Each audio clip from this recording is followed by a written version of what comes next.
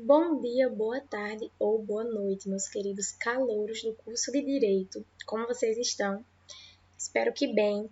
Prestem atenção bastante nessa saga de vídeos que estou fazendo, pois semana que vem já é semana de provas. E quando vocês tiverem alguma dúvida também sobre esses conteúdos, podem retornar esses vídeos. Podem ter certeza que quando a gente vê o vídeo mais de uma vez, sana muitas dúvidas que às vezes a gente deixa passar, tá bom? Então revisem tudo direitinho e vamos lá para o próximo questionário, que é sobre o papel do Estado e a sanção. Vamos lá? 1. Assinale a alternativa correta quanto ao papel principal do Estado, segundo o aspecto jurídico. Então, a gente vai analisar aqui segundo o aspecto jurídico. Prestem atenção nesse termo, ok? Realizar a vontade subjetiva das autoridades máximas.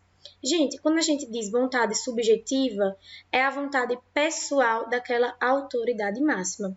Se fosse assim, não haveria democracia, que é a vontade do povo e o poder emanando do povo, né? A gente sabe que a vontade do Estado deve ser objetiva, independente das autoridades, dos governantes, enfim.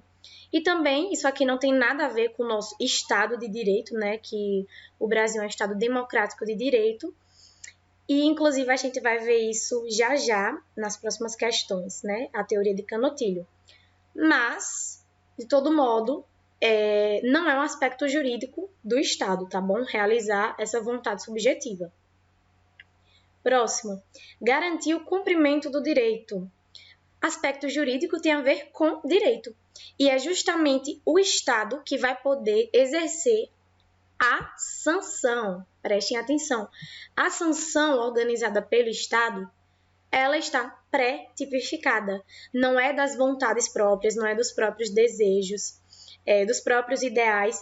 É algo que é organizado para garantir o devido cumprimento do direito nesse território que é, no nosso caso, território brasileiro. E, por último, evitar crise econômica e política.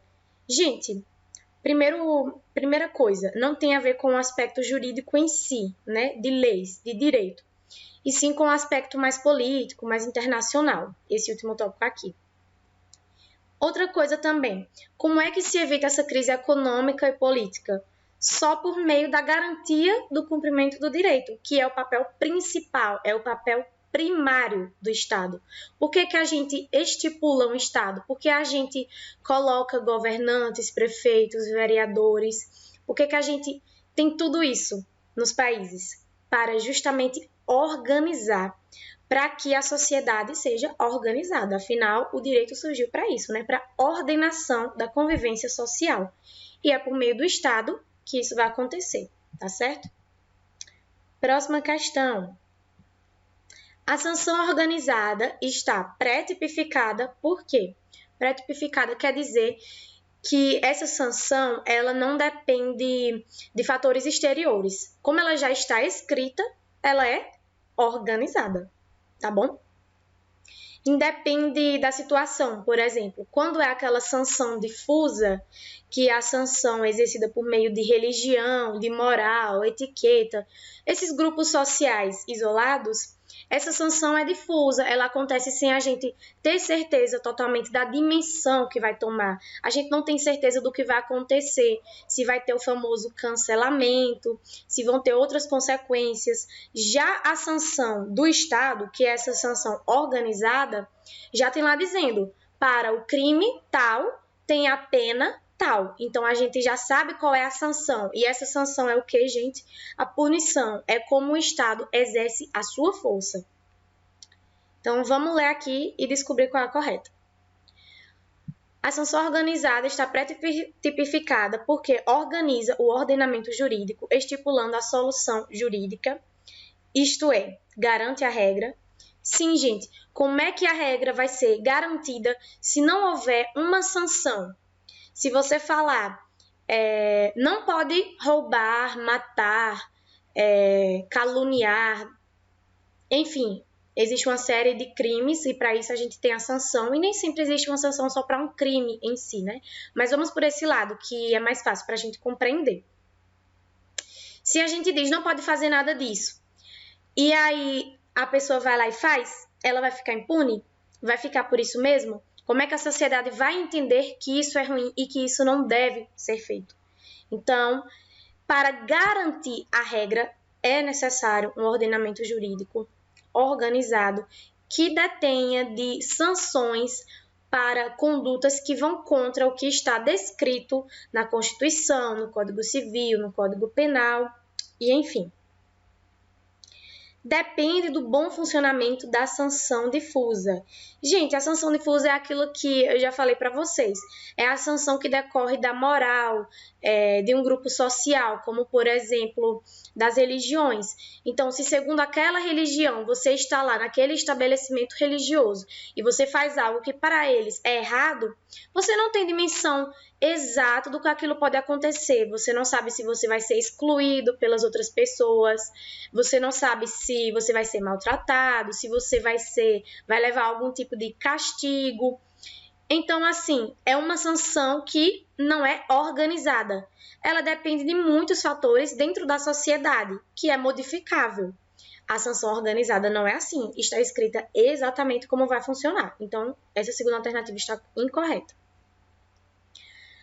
Próximo. O direito, mesmo não sendo a única ferramenta de controle, tem este tipo de sanção, juntamente com a igreja, por exemplo. Não, gente. Quem vai ter o monopólio jurídico dessa sanção organizada vai ser o Estado, entendeu? Não vai ser a igreja, não vai ser outras entidades. Isso existe na sociedade, cada um tem suas regras. Para você fazer parte daquilo, você tem que saber das regras, só que são regras individuais, ou seja, que pertencem somente àquele grupo, não vai pertencer a todos os cidadãos.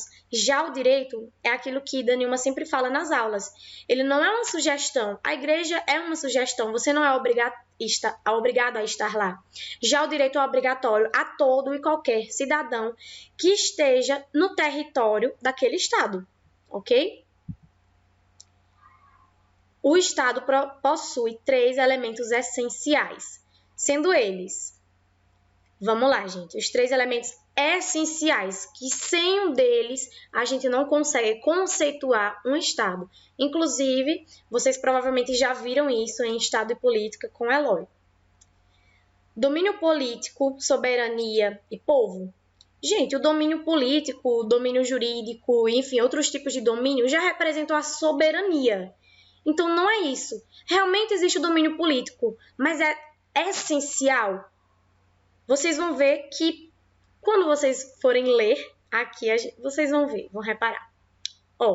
Soberania, patrimônio financeiro e território. Realmente, gente, o domínio político, o patrimônio financeiro são essenciais.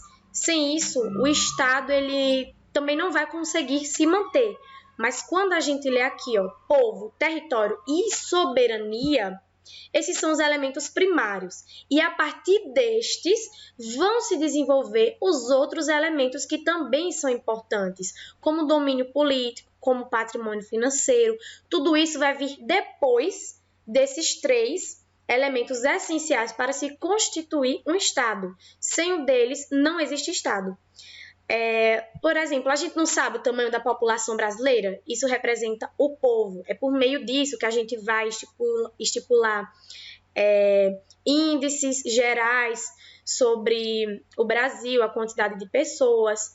É pelo território que a gente sabe onde está a soberania. Afinal, a soberania do Brasil não vai se estender para um território de outro país, de outro Estado-nação. Então, tudo isso... para se exercer o direito, a gente precisa estabelecer. Por quê? Porque o direito ele só vai estar sendo praticado para o povo brasileiro, isso o direito brasileiro, né? No território brasileiro e na soberania do Estado brasileiro. A gente não pode forçar, por exemplo, o Chile a seguir a Constituição brasileira, tá? Então, quando a gente fala desses elementos essenciais, os elementos primários, que sem eles a gente não consegue imaginar o Estado como esse detentor do direito, são esses aqui: povo, território e soberania. todos os outros elementos, as outras características do Estado vão vir após essas três, tá? O Estado de não direito se chama assim, pois respeita algumas garantias fundamentais, possui leis arbitrárias, desumanas, nunca tem exercício abusivo do seu poder. Gente, o Estado de não direito, na verdade, ele não vai se preocupar com essas garantias fundamentais. Vejam a palavra não. Ou seja, não é necessário a gente se atentar às garantias fundamentais daquele povo. Na verdade, os estados de não direito, quando a gente vai estudar, são aqueles que realmente possuem leis arbitrárias, possuem leis desumanas, têm um exercício, não é nunca tem, eles têm um exercício abusivo do seu poder, porque são os governantes, os chefes de Estado, que vão impor sua vontade sem se importar com o interesse do bem comum do seu povo, entendem? São geralmente os estados ditatoriais, os estados totalitários. E aqui, essa questão a primeira já ficou bem simples, né? Porque eu misturei o Estado de não direito e o Estado de direito. Porque o Estado de direito é sim o que representa, o que respeita essas garantias fundamentais. E ele não possui leis arbitrárias e nem desumanas. Então, essa aqui já não é, tá? O Estado de não direito não possui legitimidade, violência aos direitos individuais e coletivos e geralmente é totalitário. Gente, sim, a legitimidade a gente vai ver também nas próximas aulas quando a gente for falar sobre a validade ética. Essa legitimidade é você respeitar os valores, a justiça, que a gente já viu também na teoria tridimensional do direito, né? Então, o Estado de não direito, ele não vai respeitar as garantias individuais e coletivas, ele não vai se importar com isso, como eu falei, vai ser um interesse puramente egoísta e subjetivo. Então, sim, geralmente é totalitário. E próximo, afronta os direitos humanos, realmente afronta, mas prestem atenção no que diz depois. Porém, o Estado nunca desrespeita as leis, as quais, apesar do conteúdo possivelmente desigual, são justas. Como é que o conteúdo vai ser desigual, vai tratar as pessoas sem procurar equidade, sem procurar o princípio de igualdade e vão ser justas? Estão percebendo que está totalmente incoerente? Então, também não pode ser essa, tá certo? Porque o Estado também vai desrespeitar as leis. Inclusive, esses estados totalitários podem perceber que o Estado vai ser a pessoa que assumir o Estado. Não vai ser a entidade que a gente imagina, com todos os entes organizados, que vai seguir a Constituição e tudo certinho. Não vai ser assim. Então, o Estado de não direito não possui legitimidade, geralmente é totalitário. E agora falando do Estado de direito, que é o contrário do Estado de não direito. O Estado de Direito, como eu já falei, ele vai se preocupar com os direitos humanos, vai se preocupar com garantias fundamentais. O Estado de Direito começa a se preocupar mais com os princípios que são mais subjetivos, como a liberdade, a vida, a igualdade. Então, quando a gente começa a se preocupar mais com os direitos e o Estado coloca esses direitos em sua atuação, isso simboliza o Estado de Direito. Vamos ler. O Estado de Direito, segundo a teoria de Canutilho, é aquele fundamentado nas normas jurídicas, devendo obedecê-las sempre, independente de sua vontade. Lembra daquilo que Danilma sempre fala, né? Você não precisa obedecer com um sorriso no rosto, com alegria e saltando de felicidade, mas tem que seguir, ok? E o Estado, como ele vai aplicar o direito, principalmente ele é obrigado a obedecer às suas normas. Sabendo disso, assinale a alternativa incorreta. Prestem atenção no incorreta. Teve gente que marcou errado, porque marcou a primeira que viu que estava certa, mas eu pedi a incorreta, ok? É também chamado de governo das leis, pois a Constituição é suprema. Gente, está certo. O governo do chefe, né, o governo de uma pessoa é que seria o Estado de não direito. O Estado de direito não são as vontades pessoais que vão reger aquela população dentro daquele território com sua soberania. E sim as leis, tá certo? Pois a Constituição é suprema. Está correta, mas preste atenção que eu quero a incorreta. Então, vamos passar para a próxima. No Brasil, o poder é tripartite, dividido em legislativo, executivo e judiciário. Gente, essa aqui eu dei de graça para vocês, porque a gente aprende isso desde o ensino fundamental, né? E realmente, a gente divide os poderes entre legislativo para legislar, criar as leis, executivo, que é para administrar, né, a população por meio dessas leis, e judiciário, que é para realmente olhar quando essas leis não são aplicadas no mundo no mundo real. O judiciário vai ter o dever de pegar o direito e aplicá-lo na vida real, entendeu? De julgar, de aplicar e interpretar o direito que já está criado. Então, também está correto. Sobrando, então, a última, que diz: é o contrário da expressão Estado de Direito Constitucional, Democrático, Ambiental.